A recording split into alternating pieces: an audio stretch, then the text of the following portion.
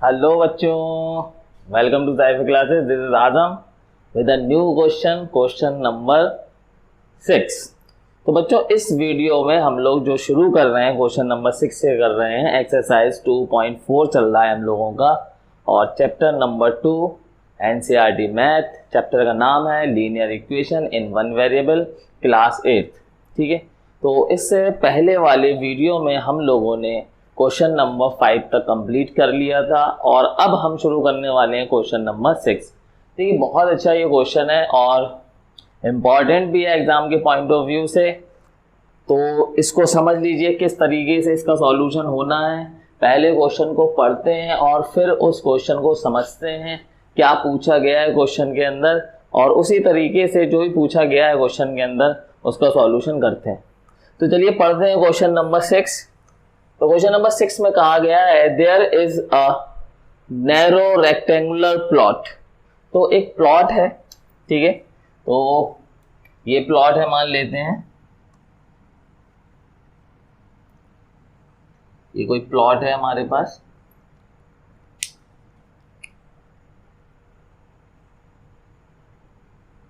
ये प्लॉट ले लेते हैं हम, ये प्लॉट, ठीक है, और रेक्टेंगुलर प्लॉट है रिजर्व्ड फॉर अ स्कूल, और इस प्लॉट को रिजर्व करा गया है एक स्कूल के लिए इन माउली विलेज। कोई विलेज है जिसका विलेज का नाम माउली है, उस विलेज में एक प्लॉट है, रेक्टेंगुलर है और वहां पर स्कूल बनेगा। ठीक है, स्कूल के लिए रिजर्व्ड है।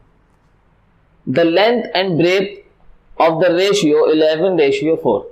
उसकी लेंथ और उसकी ब्रेथ, मतलब प्लॉट की लेंथ और उस प्लॉट की ब्रेथ का जो रेशियो आ रहा है वो 11:4 आ रहा है। ठीक है, at the rate ₹100 per metre it will cost the village panchayat ₹75,000 to fence the plot. तो अब क्या है कि प्लॉट के चारों तरफ एक फेंस बनानी है। फेंस का मतलब तार वगैरह लगाना है या वहां पर जो है एक रेलिंग वगैरह बनानी है चारों तरफ, जिससे कि प्लॉट में अंदर कोई जो है एनिमल्स वगैरह ना जाए, ठीक है, उसे खराब ना करे। तो उसके लिए चारों तरफ उसकी बाउंड्री करनी है एक तरह से। तो विलेज की पंचायत ने 75,000 रुपीज खर्च किए उस पर। अब 1 मीटर की फेंस बनाने में, 1 मीटर की फेंस बनाने में 100 रुपीज खर्च हुए। तो टोटल 1 मीटर की फेंस बनाने में 100 रुपीज खर्च हुए, तो टोटल फेंस चारों तरफ बनेगी, चारों तरफ फेंस लगेगी, ठीक है, बाउंड्री बनेगी या तार लगा सकते हैं चारों तरफ। तो 75,000 रुपीज का खर्च आया टू फेंस द प्लॉट। ठीक है, what are the dimension of the plot. तो प्लॉट का डायमेंशन क्या है। डायमेंशन मतलब पूछा गया है कि उसकी लेंथ क्या है एक्चुअल और उसकी ब्रेथ क्या है एक्चुअल में। ठीक है, रेशियो आपको दिया हुआ है। तो असल में ये रेशियो कैसे बना होगा, ठीक है, ये रेशियो से पहले देखिए समझते कैसे हैं इसको, कि उसकी लेंथ मान लीजिए 22 है, ठीक है, थोड़ी देर के लिए समझ लीजिए, है नहीं 22 मान लीजिए, और उसकी ब्रेथ जो है वो है 8। तो अब इसको जो है ये दोनों आ गई, लेंथ आ गई और ये आ गई ब्रेथ। तो इसको रेशियो, लास्ट रेशियो जब भी लिखा जाता है ना वो सिंपलेस्ट फॉर्म में होता है, बिल्कुल लास्ट रेशियो जब लिखते हैं ना 11 और 4, उन दोनों का HCF जो है हाईएस्ट कॉमन फैक्टर 1 है। ठीक है, लेकिन देखिए यहाँ पर हाईएस्ट कॉमन फैक्टर 1 नहीं है, तो इसको डिवाइड करा 2 से 11 आ गया, इसको डिवाइड करा 2 से 4 आ गया, ये हमने कह दिया कि 11:4 है। अब डिवाइड किससे करा था यहाँ पर 2 से, यहाँ पर डिवाइड किससे करा था 2 से। तो अगर हम यहाँ 2 से मल्टीप्लाई कर दें और यहाँ भी 2 से मल्टीप्लाई कर दें तो एक्चुअल जो थी वही आ जाएगी, लेंथ और ब्रेथ। ठीक है, तो हमें ये 2 चाहिए, मतलब हमें ये वाला नंबर चाहिए कि हम 11 और 4 में किससे मल्टीप्लाई करें जिससे कि वो अपनी एक्चुअल वैल्यू में आ जाए। ठीक है, बात समझ में आई। हमें वो नंबर चाहिए कि हम 11 में उससे मल्टीप्लाई कर दें और 4 में भी उस, क्योंकि जब डिवाइड किया गया होगा, क्योंकि रेशियो जो है हम ऐसे लिख लेते हैं 22/8, फिर हम इसको सिंपलेस्ट फॉर्म में लाते हैं, तो सिंपलेस्ट फॉर्म बन गई 2 से डिवाइड करने के बाद 4, और ये बन गया 11, और ये आ गया 11/4, और इसको हमने लिख दिया 11/4। तो हमने यहाँ 2 से डिवाइड किया है। तो हमें जो उसकी लेंथ रही होगी, लेंथ ये नहीं रही होगी, ये तो हमने ऐसे मान लिया, ठीक है। जो भी लेंथ होगी, मतलब लेंथ मान लो L है और ब्रेथ जो है वो मान लो B है, फिर इसको डिवाइड किया गया होगा 11 आ गया, इसको डिवाइड किया गया होगा 4 आ गया। तो किस नंबर ने इन दोनों नंबर को डिवाइड किया, ठीक है, जिससे कि 11 बना और 4 बना, और ये लास्टली कह दिया गया कि 11/4 है। तो वो नंबर हमें चाहिए, तो उस नंबर को हम x मान लेते हैं, ठीक है। तो उस नंबर को हम x मान लें, तो x से हम यहाँ मल्टीप्लाई कर दें, x से हम यहाँ मल्टीप्लाई कर दें, तो ये हमारी एक्चुअल लेंथ आ जाएगी 11x, और ये आ जाएगी 4x, है ना। और इसी वजह से हम लेंथ को मान लेते हैं 11x और ब्रेथ को मान लेते हैं 4x, ठीक है। यही एक वजह है 11x, क्योंकि बच्चे कंफ्यूज हो रहे थे। कुछ बच्चों ने मुझसे पूछा भी कि रेशियो वाले जब क्वेश्चन आते हैं तो हम उनको जैसे 5:4 दिया तो हम 5x 4x क्यों मान लेते हैं, ठीक है, तो वहाँ पर x क्यों नहीं मानते। तो इसी वजह से हम उसको 11x और 4x मान लेते हैं। तो हम यहाँ पर भी क्या करेंगे, लेंथ मान लेंगे 11x और ब्रेथ मान लेंगे 4x। तो ये मैंने इससे पहले क्वेश्चन में जहाँ रेशियो सबसे पहले इस एक्सरसाइज में आया था वहाँ बताया था।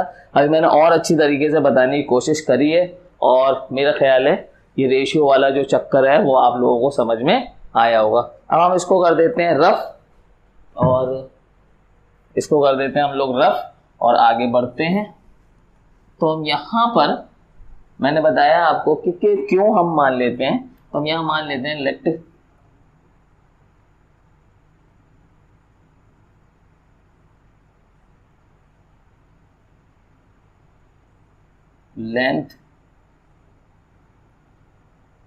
length of plot to be 11x और breadth of plot to be 4x, ठीक है। तो हमने क्या करा, हमने लेंथ मान ली 11x, ब्रेथ मान ली हमने 4x। अब देखिए यहाँ पर ये रेक्टेंगुलर प्लॉट है, तो ये चीज़ जो हुई, ये चीज़ ये A B C D, तो ए बी जो है वो लेंथ हुई, वो क्या हो गई 11x। फिर ब्रेथ क्या हुई, ये बी सी, ये 4x। मीटर में बात चल रही है यहाँ पर देखिए, क्योंकि रेट मीटर में दिया है तो ये 11x मीटर और ये 4x मीटर, और ये भी तो लेंथ हुई इधर साइड 11x मीटर, और ये ब्रेथ हुई, ये हो गई 4x मीटर, ठीक है। ये हो गया, तो ये डायमेंशन इस तरह से अभी हम x की वैल्यू निकाल लेंगे तो एकदम एग्जैक्टली आ जाएगी वैल्यू, ठीक है। तो हमने मान लिया लेंथ को 11x, ब्रेथ को मान लिया हमने 4x, ठीक। अब देखिए फेंस क्या होना है, यहाँ पे ऐसे बाउंड्री होते होते होते होते यहाँ तक आएगी, जितना भी मीटर है उसके हिसाब से पर 100 रुपीज़ लगेगा पर मीटर का। फिर इधर ये बाउंड्रीज पे भी लगेगी, फिर ये बाउंड्रीज पे भी लगेगी, और ये बाउंड्रीज पे भी फेंस लगेगी। तो ये क्या हो गया, यहाँ से चले यहाँ पहुँचे, फिर यहाँ, तो ये क्या हो गया, पेरीमीटर हो गया पूरा। ये पूरी ए से चले बाउंड्री पे चलते चलते चलते चलते फिर वहीं ए पर आ गए, तो ये क्या हो गया, पेरीमीटर। तो हमें अगर इसका पेरीमीटर पता चल जाए तो पेरीमीटर में क्या होता है, लेंथ ऑफ बाउंड्रीज, ठीक है। तो पेरीमीटर में पता चल जाए तो 100 रुपीज़ पर मीटर के हिसाब से पैसा लगेगा और टोटल कॉस्ट ये आ जाएगी, ठीक है। तो हम यहाँ पे क्या करते हैं, perimeter of rectangular, perimeter of rectangular plot,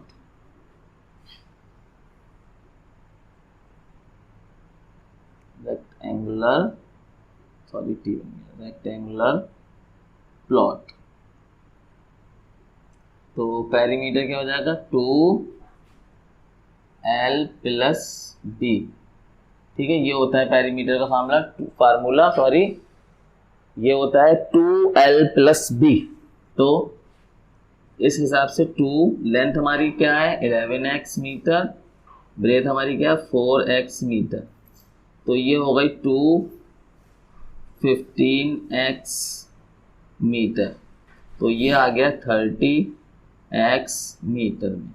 तो ये आ गई हमारा पेरीमीटर आ गया।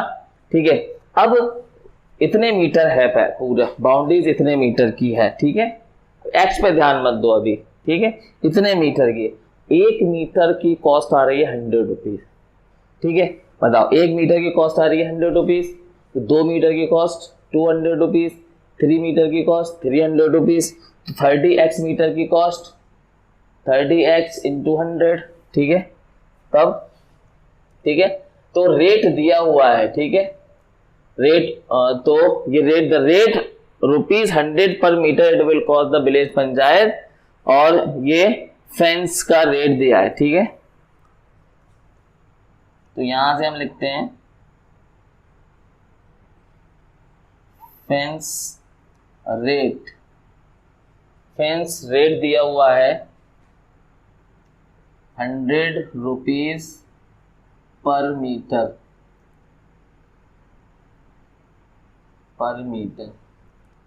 तो 100 रुपीज पर मीटर है। सो 30x मीटर का कितना हो जाएगा, 30x मीटर इंटू 100। ठीक है, और ये पैसा जो भी आ रहा है वो तो यहाँ दिया हुआ है, 75,000 रुपीज का खर्चा आ रहा है पूरा, ये पैसा यहाँ पर दिया हुआ है। ये जो वैल्यू आएगी वो पैसा यहाँ पर दिया हुआ है, ये इतना खर्चा हुआ है, तो ये इसके इक्वल ही होगा। सो 75,000 रुपीज ये आ गया हमारे पास। तो ये कितना हो जाएगा, 100 इंटू 30, ये हो जाएगा आपके पास 30, बल्कि 100 को मल्टीप्लाई कर दो तो ये हो जाएगा 3000x इक्वल टू 75,000, ये आ गया। ठीक है, अब इसको यहां पर सॉल्व कर लेते हैं। तो x को हम, ये इक्वेशन बन गई, x को हम यहीं छोड़ देते हैं, और 3000 को ले जाते हैं राइट हैंड साइड पे, और ये 3000 यहाँ आ गया। 0 से ये 0 कैंसिल, 0 से ये 0 कैंसिल, 0 से ये 0 कैंसिल। अब 3 से 3 1 जा 3, 3 2 जा 6, 1 बचेगा, 3 5 जा 15। तो x की वैल्यू आ गई 25। x की वैल्यू कितनी आ गई, 25। ठीक है, तो लेंथ ऑफ प्लॉट क्या है, 11x है। तो length of plot 11x metre था, तो ये हो गया 11 इंटू 25, तो ये आ जाएगा 275 मीटर। तो ये आ गई लेंथ आपके पास 275 मीटर। ठीक है, तो ब्रेथ, यहाँ पर ब्रेथ है 4x, तो ब्रेथ निकाल लेते हैं। ब्रेथ ऑफ प्लॉट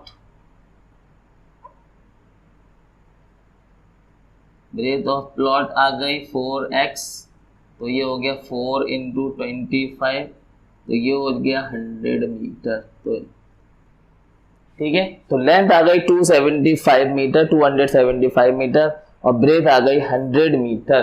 तो ये था इसका सॉल्यूशन।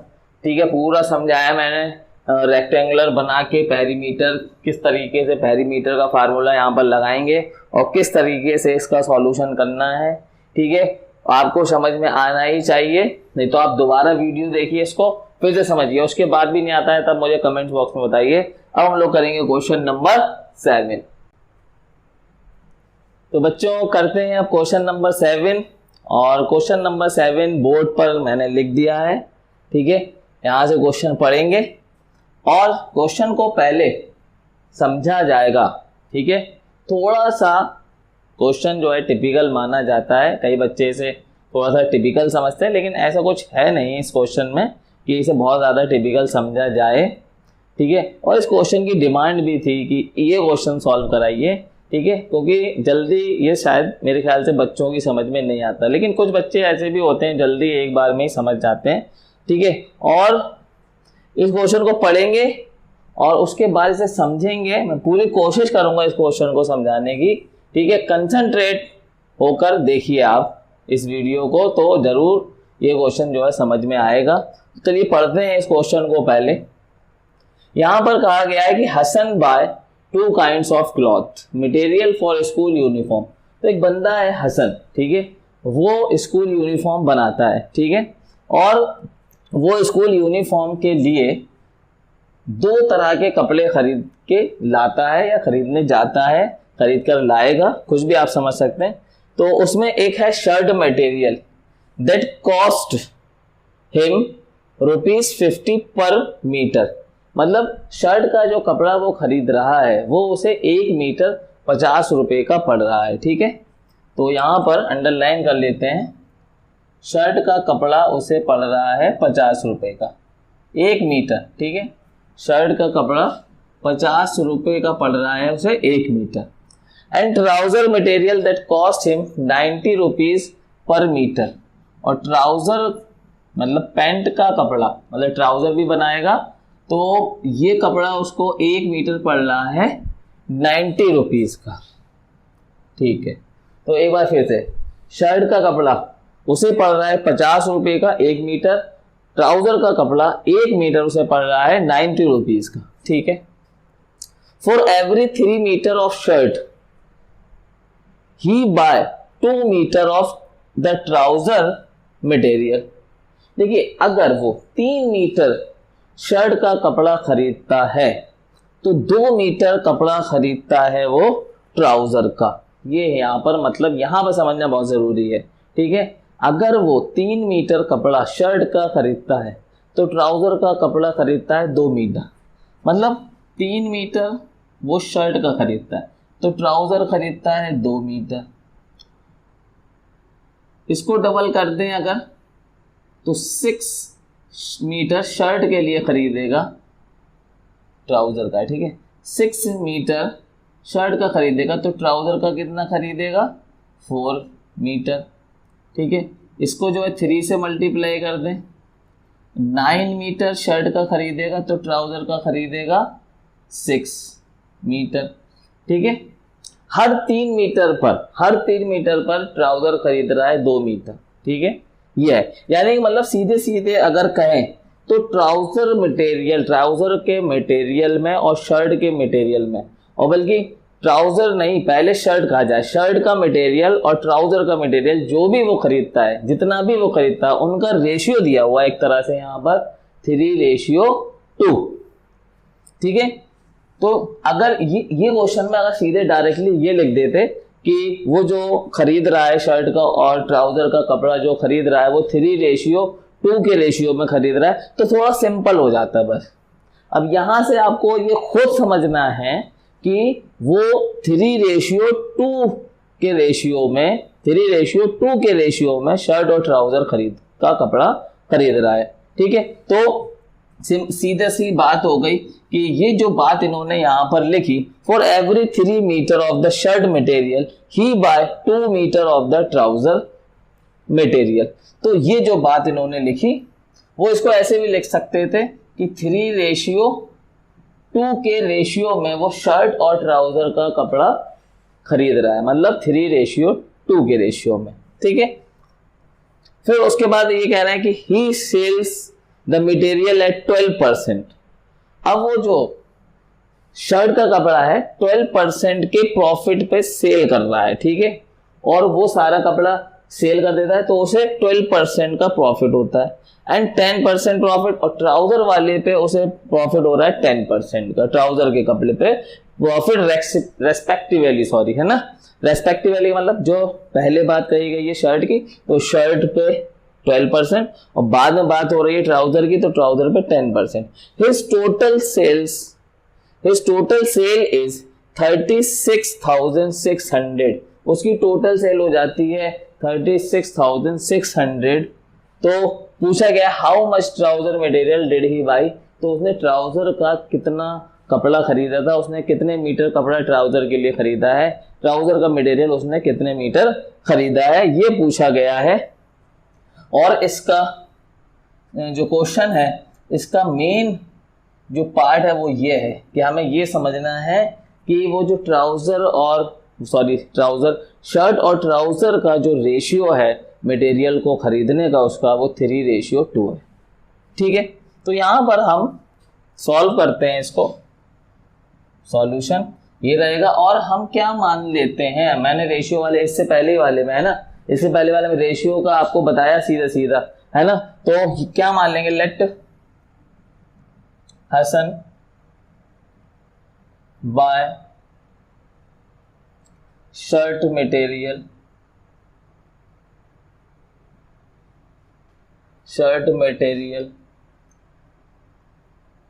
या शर्ट क्लॉथ्स भी लिख सकते हैं, shirt material to be 3x metre.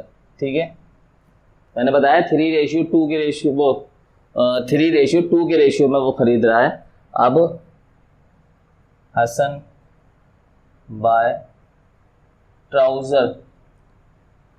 Trouser material to be 2x metre, और ये इससे पहले वाले क्वेश्चन में हमने बताया कि x क्यों लगा देते हैं रेशियो में, तो ये हो गया, मतलब इतने मीटर टोटल कपड़ा उसने शर्ट का खरीदा, इतने मीटर टोटल कपड़ा उसने ट्राउज़र का खरीदा। ठीक, तो अगर 1 मीटर शर्ट का कपड़ा वो खरीदता है 1 मीटर, तो उसे 1 मीटर का शर्ट के लिए देना पड़ रहा है 50 रुपये, तो 2 मीटर के लिए 100 रुपये, 3 मीटर के लिए 150 रुपये, तो 3x मीटर के लिए, ठीक है, so cost of shirt material, तो कॉस्ट क्या हो जाएगी टोटल शर्ट मटेरियल की कॉस्ट हो गई 3x × 50, तो ये हो जाएगा 150x रुपीज़, इतने रुपए देना पड़ रहा है उसे शर्ट के लिए। ठीक है, तो कॉस्ट ऑफ ट्राउज़र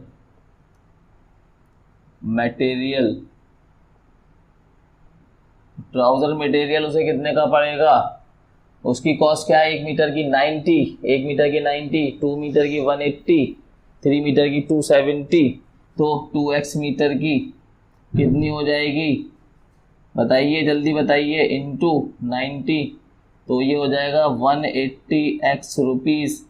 तो इतना पैसा उसे देना पड़ रहा है, सॉरी 180 है यहाँ पर, 180x metre, x rupees, sorry अब रुपीज़ में चेंज हो गया, ये कॉस्ट आ गई इसकी। ठीक है, तो ये पैसा वो टोटल खर्च करके आ रहा है मार्केट के अंदर। ठीक है, शर्ट वो खरीदता है तो 150x रुपीज़ देता है, और ट्राउज़र का कपड़ा खरीदता है 180x रुपीज़ वहाँ देता है, तो टोटल पैसा इतना वो मार्केट में खर्च कराता है। ठीक है, इतना पैसा उसकी जेब से लग गया। अब इतना पैसा लगने के बाद 12% प्रॉफिट लेता है वो शर्ट पे, और 10% का प्रॉफिट ले रहा है वो ट्राउज़र मटेरियल पे। ठीक है, तो यहाँ पर क्या कहा गया है, तो हम यहाँ पे प्रॉफिट निकाल लेते हैं, वो शर्ट पे प्रॉफिट कितना लेता है, तो profit on shirt material,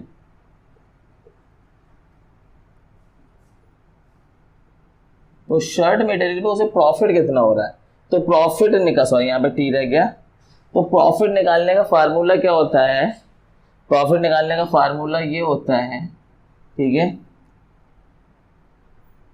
percentage जो भी दी है upon 100, percentage upon 100 into cost price, percentage upon 100 into cost price. Cost price क्या है यहाँ पर 150x है।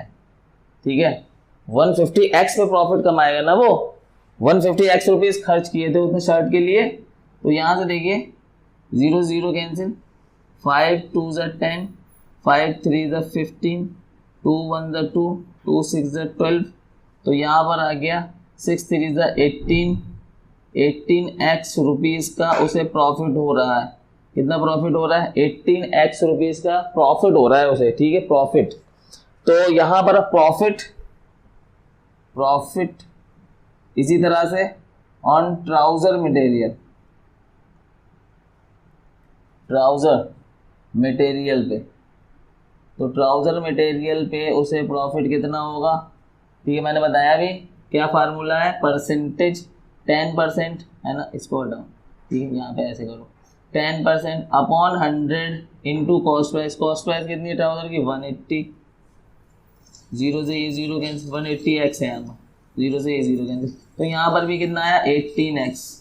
तो दोनों ही मटेरियल पे उसे प्रॉफिट बराबर बराबर हो रहा है, ठीक है, तो बराबर बराबर उसे प्रॉफिट हो रहा है। अच्छा, अब वो प्रॉफिट कमाने के बाद टोटल उसकी जो सेल हुई है वो 36,600 ये सेल उसकी हुई है प्रॉफिट कमाने के बाद, ठीक है। तो ये जो सेल है ना, तो इसमें जो उसका कॉस्ट प्राइस था वो भी है और इसी में प्रॉफिट भी है।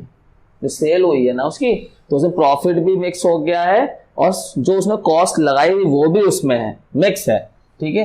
तो टोटल सेल उसकी हुई 36,600, ठीक है। तो यहां पर उसकी सेलिंग प्राइस क्या हो गई, सेलिंग प्राइस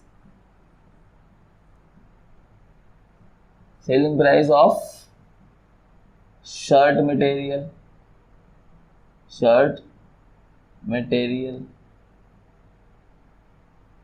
तो शर्ट मटेरियल की सेलिंग प्राइस कितनी हो गई उसकी, इसको थोड़ा इसको यहां पर लिखते हैं। कॉस्ट, सेलिंग प्राइस क्या होता है, cost plus profit, cost plus cost price plus profit.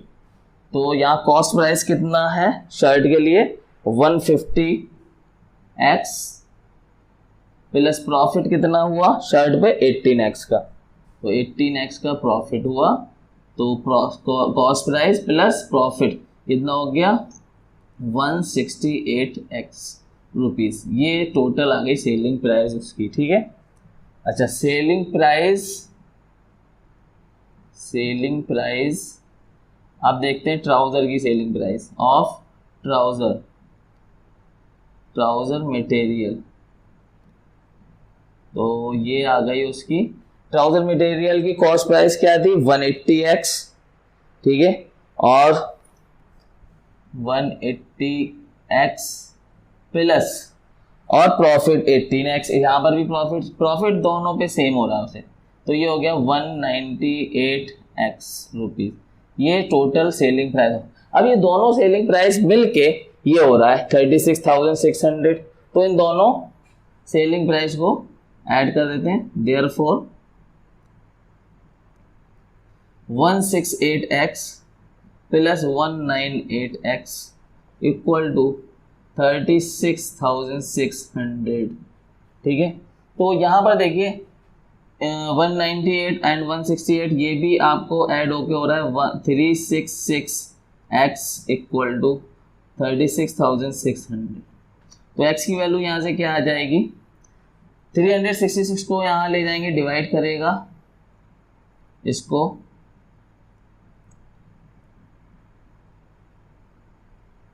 Sorry 6 है यहाँ पर, ये बंदा ये पूरा नंबर कट रहा है, 100 आ गया, x की वैल्यू आ गई 100। देखिए 366 बंदा 366 और 2 जीरो लगे हुए थे, वो 2 जीरो आ गए, x की वैल्यू आ गई तो लास्टली 100। तो उसने क्या पूछा है यहाँ पर, उसने पूछा है how much trouser material did he buy, तो ट्राउजर मटेरियल उसने कितना खरीदा था, हसन भाई ट्राउजर मटेरियल 2x, तो x की जगह पर रख देंगे 100, तो कितना हो जाएगा 200 मीटर। सो हसन भाई trouser material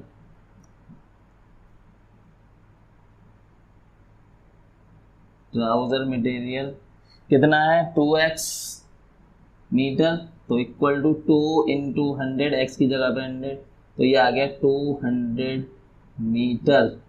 200 metre trouser material उसने खरीदा, ये आ रहा है या नहीं आ रहा है देख लेता हूँ मैं, आ रहा है, ठीक है।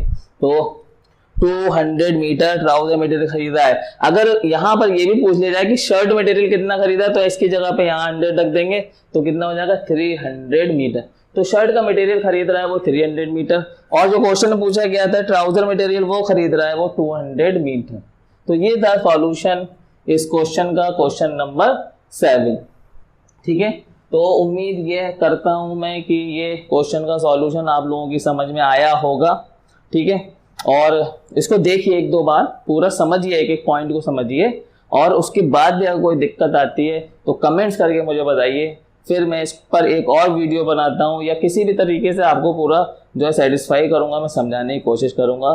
Thank you very much. ये वीडियो में हम 2 ही क्वेश्चन रखते हैं, और नेक्स्ट वीडियो में हम करेंगे इसके आगे क्वेश्चन नंबर 8, 9 एंड 10।